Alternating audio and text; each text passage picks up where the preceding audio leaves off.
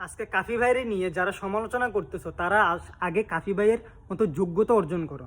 ঠিক আছে, কাফি ভাই বই লেখছে, কাফি ভাই মেয়েদের সাথে ঘষাঘষি করতেছে, কিন্তু কোনো দুঃসময়ে যে সাধারণ মানুষের পাশে ছিল, সামনে থেকে স্লোগান দিয়েছিল। আর এই বোকাচোদাগুলোর তো তখন তো দেখি না। এই যে দেখেন, কবি নুরুজ্জামান কাফির লেখা অনুকাব্যের বই অদৃশ্য অসুখ তুমি, এই বই থেকে আরেকটা আছে, আরেকজন আছে, এই যে দেখেন।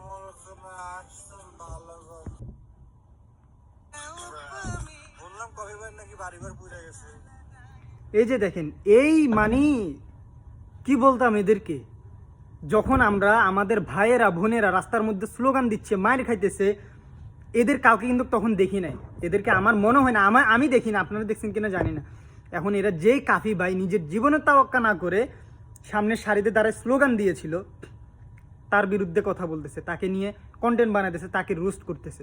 ঠিক আছে, কাফি ভাই ভুল করছে, এটা নিয়ে আমিও ভিডিও বানাইছি, আমিও প্রতিবাদ করছি, কিন্তু এভাবে তো ওনাকে রোস্ট করি নাই। আমরা আসলে বাঙালির আসলে নির্লজ্জ একটা জাতি। আমরা মানুষ আমাদের জন্য যে অবদান রাখছে, মানুষ আমাদের জন্য যেগুলো করছে, আমরা তার উপকারকে ভুলে যাই এবং তার উপকারের বদলে তার পিছন দিয়ে বাঁশ ঢুকাই দিই।